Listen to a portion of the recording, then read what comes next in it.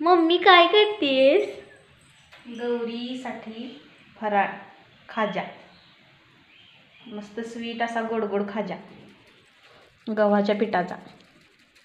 राम राम मंडळी, मराठी रेसिपीमध्ये तुमचं खूप खूप स्वागत आहे. तर छान असा गौरी गणपती निमित्त फराळाला सुरुवात केलेली आहे. तर गोड असा खाजा रसरशीत गव्हाच्या पिठाचा बनवलेला आहे. तर कसा बनवला नक्की बघा. दोन वाट्या गव्हाचं पीठ घेतलेलं आहे. छान असं चाळून घेतलेलं आहे. थोडंसं मीठ टाकून थोडंसं तूप घातलेलं आहे आणि नंतर पाणी घालून मळून घेतलेलं आहे. बघा अशा पद्धतीनं छान असं मऊ मळून ठेवलं. 10 मिनिटे इकडं पाक करून घेतलेला आहे मी.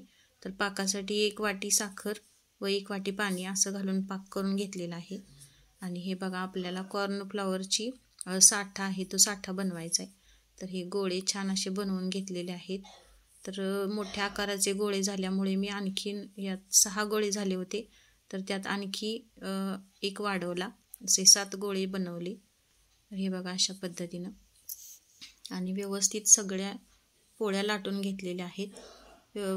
पातळ अशा लाटून घ्यायच्या आणि सर्व चपातीला साठा लावून घ्यायचा आहे. तर हे तुपामध्ये कॉर्नफ्लॉवर घालून मी हा साठा तयार केलेला आहे. बघा अशा पद्धतीनं वेदिका आणि मध्ये मध्ये लुडबुडते. तर हे छान असा चमच्याने साठा तयार झालेला आहे आपला. हे बघा पहिल्यांदाच बनवलेला आहे खाजा. बेकरीसारखा नाही म्हणता येणार, पण घरी बनवला तर खूप छान टेस्टी झाला. मुलांनाही खूप आवडला आणि केल्याबरोबर सगळा संपला पण. तर हे अशा पद्धतीनं चपात्या मी सगळ्या लाटून घेतल्या आणि एकावर एक ठेवून सुरुवातीला 4 चपात्या साठा लावून एकावर एक टाकून गुंडाळी करून घेतली व्यवस्थित त्याची. हे बघा अशा पद्धतीनं छोटे छोटेच गोळे बनवलेले आहेत, जास्त पण मोठे बनवले नाहीत. आणि एकावर एक टाकून व्यवस्थित अशा लेयर येतात त्याला. ह्या लेयर येण्यासाठी साठा महत्त्वाचा आहे. अशा पद्धतीनं साठा व्यवस्थित असा हाताने पसरून घ्यायचा आणि मग अशी गुंडाळी करून घ्यायची. हे बघा अशा पद्धतीनं.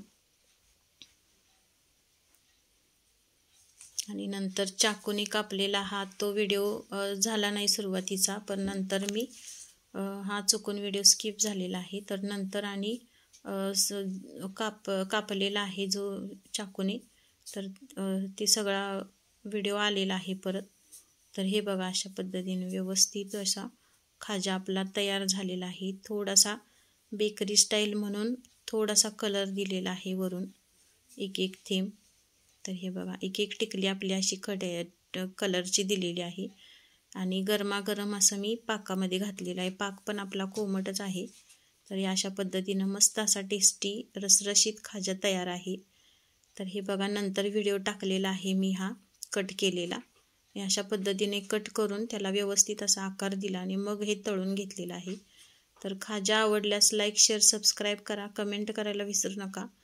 आणि कसा वाटला व्हिडिओ नक्की कमेंटमध्ये सांगा. व्हिडिओ स्किप न करता पहा.